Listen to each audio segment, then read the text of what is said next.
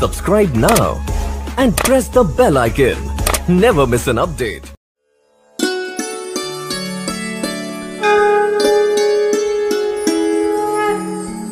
नमस्कार दोस्तों, आज की कहानी है कि अपने कर्मों का फल तो भोगना ही पड़ता है।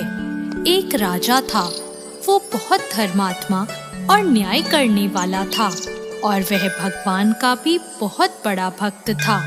उसने ठाकुर जी का मंदिर बनवाया और एक ब्राह्मण को उसका पुजारी नियुक्त किया। वह ब्राह्मण बहुत ही अच्छा और धर्मात्मा था। वह राजा से कभी भी कुछ नहीं मांगता था।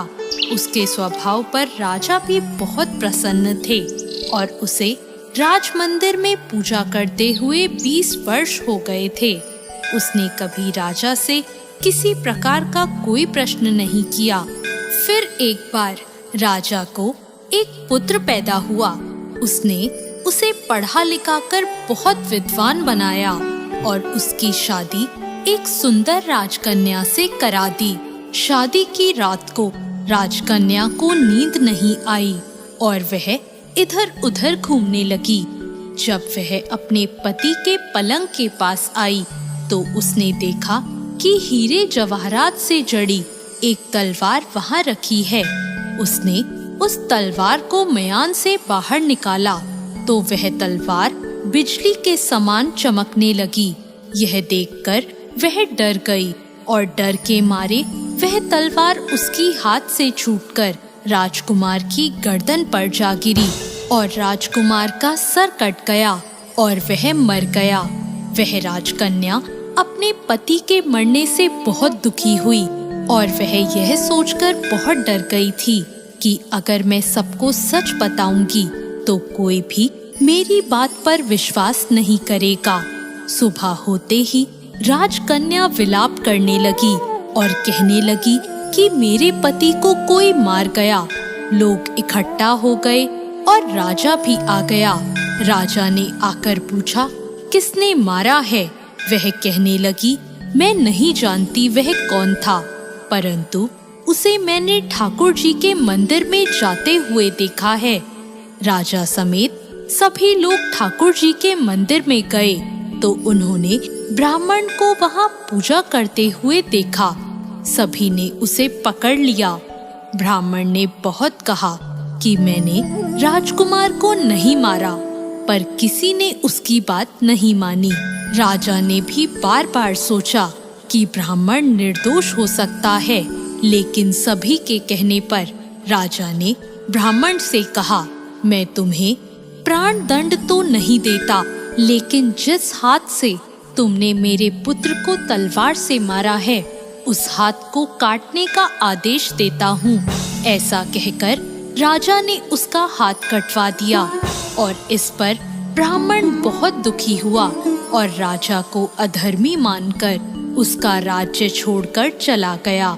उसने फिर बहुत खोज की कि कोई विद्वान ज्योतिषी मिले तो अपने बिना किसी अपराध हाथ कटने का कारण उनसे पूछूं। फिर उसे काशी में एक विद्वान ज्योतिष मिले। वो ज्योतिष से मिलने उनके घर गया तो वो ज्योतिष वहां नहीं थे।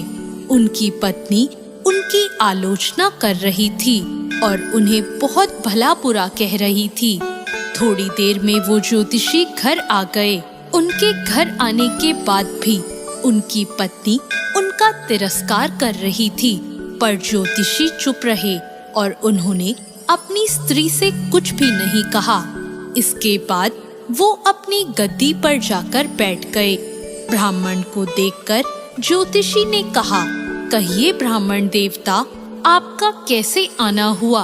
ब्राह्मण ने कहा, आया तो अपने बारे में पूछने था, लेकिन पहले आप अपना हाल बताइए कि आपकी पत्नी अपनी जुबान से आपका इतना तिरस्कार क्यों करती है?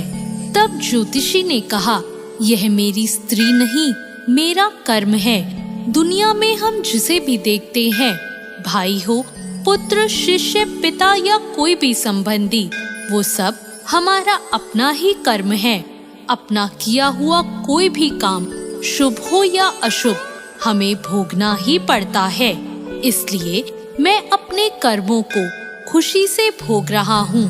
ब्राह्मण ने पूछा, आपने ऐसा क्या कर्म किया था?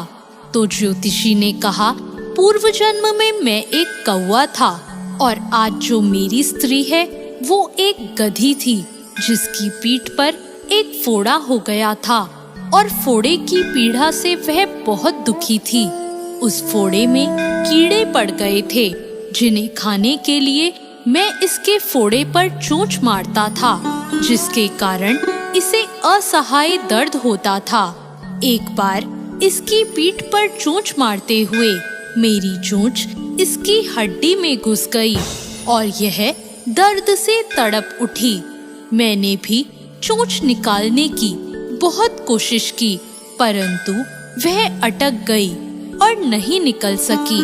इसने सोचा कि पानी में मैं अपनी चोंच निकाल लूंगा और ऐसा सोचकर इसने गंगा नदी में प्रवेश कर दिया। गंगा का प्रवाह तेज होने के कारण हम दोनों बह गए और बीच में ही मर गए।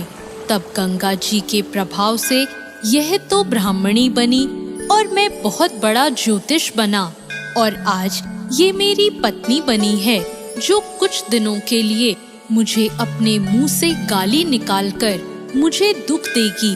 लेकिन मैंने चोंच इसे दर्द पहुंचाने के लिए नहीं मारी थी, इसलिए इसकी समझ एक दिन ठीक हो जाएगी और अपने पूर्व कर्मों का फल समझकर मैं इसे सहन कर रहा हूँ और मैं इसलिए ही शांत हूँ और उस दिन की प्रतीक्षा कर रहा हूँ जिस दिन इसका स्वभाव अच्छा हो जाएगा।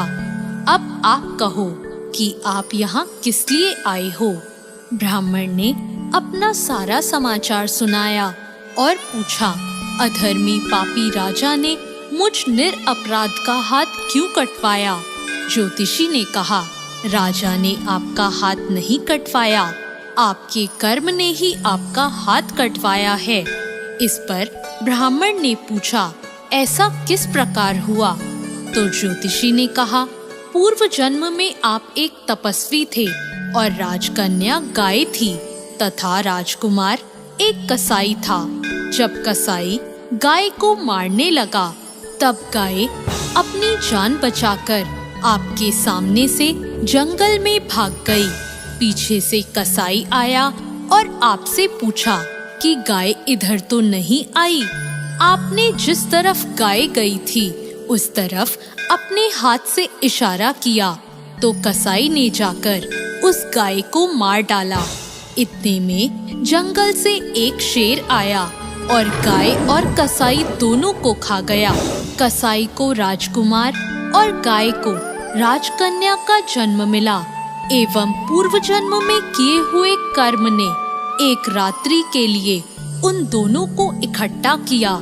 क्योंकि कसाई ने गाय को हंसिए से मारा था, इसी कारण राजकन्या के हाथों गलती से ही तलवार गिरने के कारण राजकुमार का सर कट गया और वह मर गया। इस तरह अपना फल देकर कर्म निवृत्त हो गया। और तुमने हाथ का जो इशारा किया था उस पाप कर्म ने ही तुम्हारा हाथ कटवा दिया।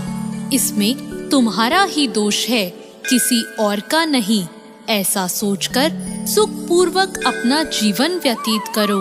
दोस्तों, यदि हम इस कर्म सिद्धांत को मान लें और जान लें तो हम किसी भी घोर कर्म का फल